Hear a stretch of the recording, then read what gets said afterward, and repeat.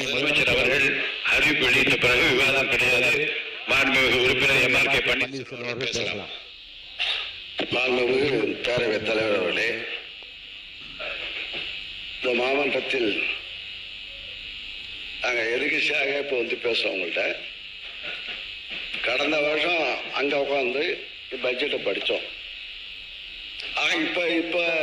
இப்போ புதிய ஆட்சி புதிய அமைச்சரை இங்கே பட்ஜெட் வேளாண் பட்ஜெட்டை படித்திருக்கிறார்கள். ஆனால் நான் படித்த புதுசாக மாற்றம்னு சொன்னாங்களே, மாற்றம் புதுசாக பட்ஜெட்டில் வரும், விவசாயிகளுக்கெல்லாம் வாழ்வு வரும். இன்னும் சொல்ல போனால் முதலமைச்சர் வேற சொல்லுகிறார். நான் தஞ்சையில் பேசியிருக்கார் தேர்தலுக்கு முன்பாக. நான் அடுத்த ஜென்மம் ஒன்று வந்தால் நான் விவசாய குடும்பத்திலே பிறக்க வேண்டும் என்று அவர் பேசினார்கள்.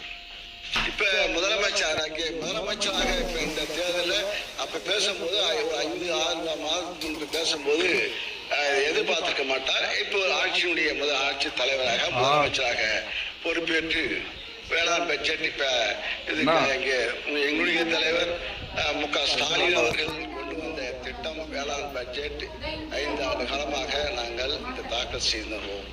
ஆகிய தொடராதா என்ற சந்தேகத்தில் இருக்கும்போது அவர் தொடரும் என்று அறிவித்திருக்கிறார்கள்.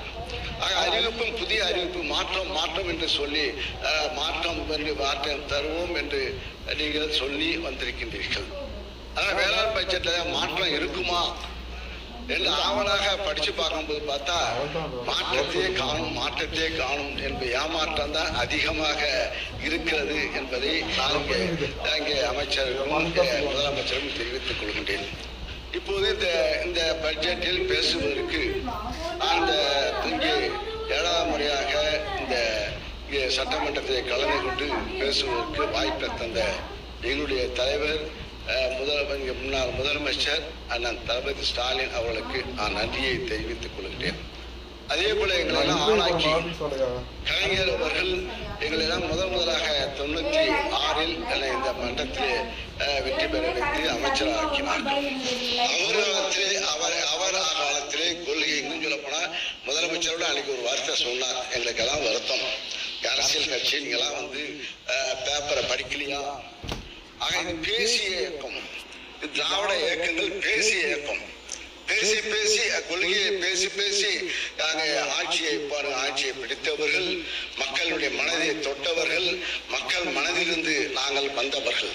அத்தகைய உணர்வுள்ளவர்கள் திராவிட இயக்கத்தை சார்ந்த நாங்களாம் தான். சரி, அதிமுக இப்ப இங்கே நாங்கள் முறை சொல்லி இன்னும் சொல்ல போனா காலையில இங்கே நாங்களாம் அமைச்சராக இருக்கும் போது இப்பயும் சரி, கலைஞராக இருக்கும்போது சரி, முதல்ல ஸ்டாலின் இருந்தப்போ எங்களுக்கெல்லாம் மந்திரிக்கெல்லாம் ஒரு பதப்பதப்பு இருக்கும். காலையில 6 மணிக்கெல்லாம் போகணும். சாயந்தரம் 6 மணிக்கு 7 மணிக்குன்னா 8 மணிக்கு வந்தால் தாண்டாதான் எங்களுக்கு நிம்மதியா இருக்கும். ஏன்னா பேப்பர்ல காலையில கலைஞராலும் சரி, எங்களுடைய முதலமைச்சர் அந்த முதல்வர் இருந்தாலும் சரி, அவரை செய்தித்தாளை பார்த்துவிட்டு, தொலைக்காட்சியை பார்த்துவிட்டு, அந்தந்த துறையினுடைய அதிகாரிகளுக்கு நேரடியாக அவர் எங்களுடைய முதல்வராக இருந்த அண்ணன் தளபதி அவர்கள் பேசுவார்கள். அந்த துறை அமைச்சரை தொடர்பு கொண்டு இந்த இடத்துல எந்த பிரச்சனை, கலெக்டர்களுக்கும் டென்ஷன். ஆக நாங்கள் டென்ஷன்லேயே 5 ஆண்டு காலம் இருந்தோம். 5 ஆண்டு காலம் இருந்தாலும் 5 ஆண்டு காலமா டென்ஷனாக நாங்கள் மக்களுடைய பிரச்சனை. ஆக நீங்களாம் ரிலாக்ஸா இருக்கு, அதான் ஆச்சரியமா இருக்கு. எங்களுக்கு ரிலாக்ஸா இருக்கு, நீங்களும் ரிலாக்ஸா இருக்கு. நாங்களும் டென்ஷனா தான். இந்த ஐஏஎஸ் கிட்ட வேலை இருக்கின்ற இங்க உட்கார்ந்துக்கின்ற அதிகாரிகள்லாம் டென்ஷனா இருப்பாங்க. உறுப்பினர் சொன்னாரு, இன்னைக்கு காலையில நேற்று நைட்டும் சரி, இன்னைக்கு காலையிலும் சரி, முதலமைச்சர் முதலமைச்சர் இன்னைக்கு ஒரு சின்ன வாய்க்கா பிரச்சனை கூட போன அடிச்சு அதை உடனே சரி செஞ்சாச்சான்னு கேட்கக்கூடிய ஒரு முதலமைச்சராக தான் இருக்கிறார்.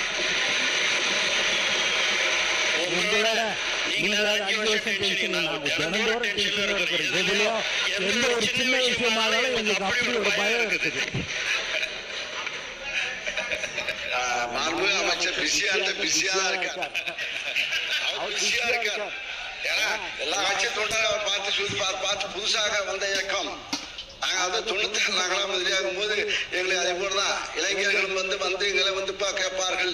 இனிமேல் தான் உங்களுக்கு தெரிய போகுது. பாருங்க, எதிர்பார்க்க போது பேசும்போது பேசுவது எளிது.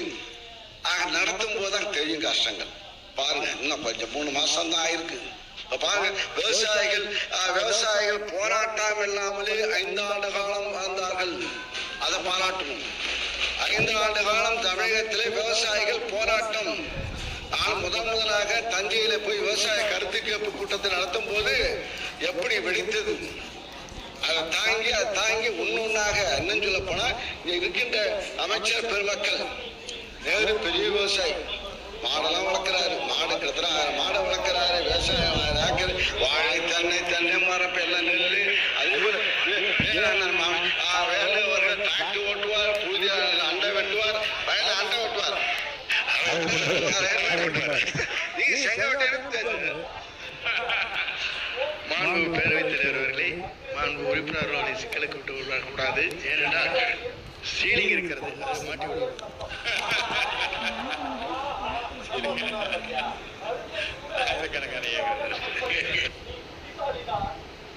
அப்ப இருந்தது. இப்ப செங்கோட்டைக்கு எவ்வளவு கல்யாணம் பார்த்தா தெரியும். அவர் தென்னை விவசாயி, இருந்து இப்ப மக்கள் விவசாயிகள் போராட்டத்துல உட்காரல. பச்சை துண்டுடைய அதிகம் எங்களுடைய ஆட்சி தான். பச்சை துண்டு அதிகமாக வளர்ந்தது. விவசாயிகள் சங்கம் நிமிர்ந்து நடந்தார்கள். ஆனா இப்போ வந்து விவசாயிகள் ஆட்சி பொறுப்பேற்றால் நீங்க சொன்னீங்களா? ஏன்னா முதலமைச்சர் சொன்னார்ல, நாங்க ஆட்சிக்கு வந்தால் விவசாய பிள்ளையாக பிறப்பேன்னு சொன்னார்ல, அது மக்கள் மனசுல இருந்தது. அதான் மாற்றத்தை ஏற்படுத்தி இவங்கதான் கொடுத்தாங்க, எடப்பாடி தான் கொடுத்தாரு, இந்த ஆட்சி வந்து ஒரு புது ஆட்சி வந்தா எதாவது அள்ளி கொடுப்பாங்கன்னு பார்த்தா இப்ப கிள்ளி கொடுத்துருக்காரு. நாங்க 2550 ரூபா கொடுத்தோம் நெல்லுக்கு விலை, இப்ப 2750 ரூபா கொடுத்தாங்க, 200 ரூபாய் ஏற்றி கொடுத்துருக்காங்க. மாண்பு பேரவைத் தலைவர்களே, மாண்பு முன்னாள் அமைச்சர் அவர் பேசுகிற போது சொன்னார்கள், இதுவரையிலும் சரித்திர வரலாற்றில் டன்னுக்கு 4000 ரூபாய் கொடுத்த சரித்திரம் முதலில் தமிழ்நாட்டில் நடைபெற்றிருக்கிறது என்பதை நீங்கள் உணர்ந்திருக்க வேண்டும். அது முதலமைச்சர் அறிவித்திருக்கிறார். நெருக்கடியும் அதே நேரத்தில் உயர்த்தியிருக்கிறார். உங்களை காட்டில் விரும்பினது உயர்த்தியிருக்கிறார்கள். ஆகவே ஒரு வரலாற்றை இன்றைக்கு தமிழ்நாட்டை படைத்திருக்கிற ஒரு முதலமைச்சராக, விவசாயியை வாழ வைக்கிற முதலமைச்சராக இருக்கிறார் என்பதை நாடு கொண்டிருக்கிறது. உங்களுக்கு தெரியவில்லை என்பதுதான் வேதனையாக இருக்கிறது. பேரவைத் தலைவரே, நாங்க இப்ப நாங்க கடந்த இதே இடத்துல உட்காந்து சொன்னேன், நாங்க கரும்பு விலை அறிவித்து விட்டு அடுத்த பட்ஜெட்ல நாங்க கரும்புக்கு டன்னுக்கு 4000 ரூபாய் கொடுப்போம் என்று இதே இடத்துல இருந்து அமர்ந்துதான் நான் சொன்னேன். இடைக்கால பட்ஜெட் தயாரிக்கும் போது செங்கோட்டை அப்ப இல்லை நிற்கிறான். அப்ப ரிசைன்மெண்ட் எம்எல்ஏ அப்ப ரிசைன்மெண்ட் அப்ப இல்ல 4000 ரூபாய் கொடுப்போம்னு சொல்லி அந்த இடத்துல உட்காந்து அறிவிச்சாங்க. நாங்க அதே போல நெல் விலையை நாங்க 2550 ரூபாய் கொடுத்தோம். 3500 ரூபாய் இப்ப கரும்பு விலையை உயர்த்தி கொடுத்தோம். நீங்க என்ன சொன்னீங்க? 4500 ரூபாய் சொன்னீங்க. கரும்பு விலையை நாங்க ஆட்சிக்கு வந்தா 4500 ரூபாய் கொடுப்போம்னு சொன்னீங்க. நெல் விலையை 3500 ரூபாய் கொடுப்போம்னு சொல்றீங்க. அதான் சொன்னேன், இப்ப கிள்ளி கொடுப்பேன்னு சொல்லி 3 மாசம் கொடுத்தீங்க, போக கொடுப்பீங்க நம்பிக்கை இருக்கா தெரியல. இப்ப நீ சொல்லிட்டு ஆரம்பிச்ச நல்ல சுவையான குறுக்கீடுகளும் தேவையற்ற குறுக்கீடு இருந்தது. சுருக்கமா நான் கூறி சப்ஜெக்டுக்கா இல்லையா? இப்போ இப்ப சேமிப்பு கிடங்குகளை பொறுத்தவரையில் இப்போ இன்னைக்கு நேற்றையோட பாட்டாளி மக்கள் கட்சி தலைவர் அன்புமணி ராமதாஸ் அவர்கள் அறிக்கை விட்டிருக்கார். 10 லட்சம் காவேரி டெல்டா பகுதியிலே நெல் மூட்டைகள் தேங்கி இருக்கிறது. 10 லட்சம் மூட்டைகள் அங்கே இருக்கிறது. வெகு விரைவில் மழை இருக்கிறது. எல்லாம் ஓப்பன் குடோன்ல அடுக்கி இருக்கிறது. அங்கே நெல் ஒவ்வொரு பர்ச்சேஸ் சென்டர்லையும் நெல் இருக்கிறது. ஆக கடந்த ஆட்சியில் நாங்கள் இருக்கும்போது நானும் சக்கரபாணி அவர்களும் அந்த ஸ்மார்ட்டுக்கு போனோம்.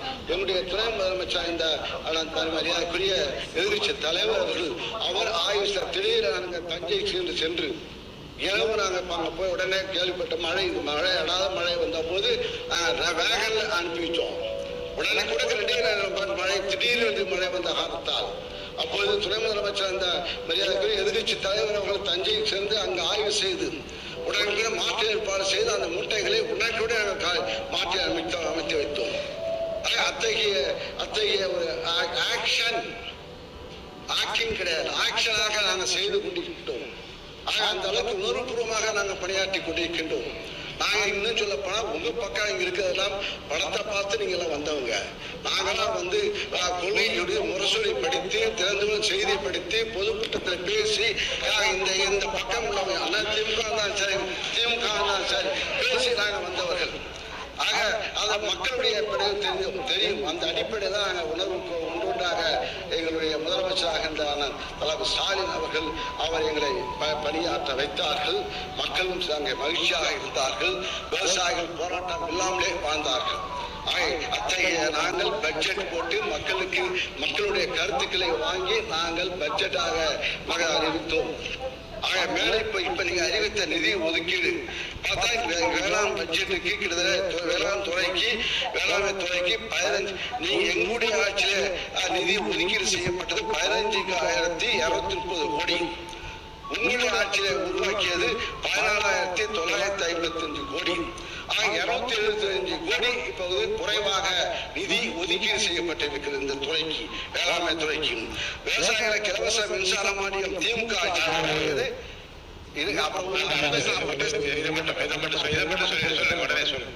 மாண்புமிகு பேரவைத் தலைவர்களே, 2026-27 ஆண்டில் திருந்திய நிதிநிலை அறிக்கையில் வேளாண்மை துறைக்கென ரூபாய் 16,950 கோடி நிதி ஒதுக்கீடு செய்யப்பட்டுள்ளது. 2025-26 ஆண்டில் நிதிநிலை அறிக்கையில் வேளாண்மை துறைக்கான மொத்த ஒதுக்கீடு 15,230 கோடியாக இருந்தது. இதன்படி இந்த ஆண்டு 271 கோடி ரூபாய் குறைவாக ஒதுக்கீடு செய்யப்பட்டிருப்பதாக மாண்புமிகு சட்டமன்ற உறுப்பினர் கூறியுள்ளார். விவசாயிகளுக்கு வேளாண் மின் இணைப்புக்கு இலவச மின்சாரம் வழங்குவதற்காக தமிழ்நாடு மின் பகிர்மான கழகத்திற்கு வழங்கப்படும் மானியம் வேளாண்மை துறையின் நிதி ஒதுக்கீடு வழங்கப்படுகிறது. இக்கணக்கு தலைப்பின் கீழ் 2025-26 ஆண்டு ஒதுக்கீடு செய்யப்பட்ட தொகை ரூபாய் 8,186 கோடி ஆகும். எனினும் ரூபாய் 7,180 கோடி மட்டுமே மானியமாக தமிழ்நாடு மின் பகிர்மான கழகத்திற்கு விடுவிக்கப்பட்டது. இதன் வாயிலாக ரூபாய் 1,006 கோடி கூடுதலாக ஒதுக்கீடு செய்யப்பட்டிருக்கிறது அறியப்பட்டது. எனவேதான் கடந்த ஆண்டின் செலவான ரூபாய் 7,180 கோடியை அடிப்படையாக கொண்டு இந்த ஆண்டு இலவச மின்சார கட்டண மானியத்திற்கென ரூபாய் 7,432 கோடி ஒதுக்கீடு செய்யப்பட்டுள்ளது. இத்தொகை கடந்த ஆண்டின் செலவை விட ரூபாய் 252 கோடி அதிகமாகும். எனினும் 2026-27 ஆண்டின் திருத்திய நிதிநிலை அறிக்கையில் வேளாண் துறையின் திட்டங்களுக்கு, அதாவது இலவச மின்சார கட்டணத்திற்கு உண்டான மானியத்தை தவிர்த்து மற்ற திட்டங்களுக்கு அளிக்கப்பட்டுள்ள மொத்த ஒதுக்கீடான ரூபாய் 7,525 கோடி என்பது கடந்த ஆண்டின் ஒதுக்கீட்டை விட ரூபாய் 481 கோடி கூடுதலாகவே ஒதுக்கீடு செய்யப்பட்டுள்ளது தவிர எவ்விதத்திலும் குறைக்கப்படவில்லை என்பதை இந்த அறிக்கை தெரிவித்துக் கொள்கிறேன்.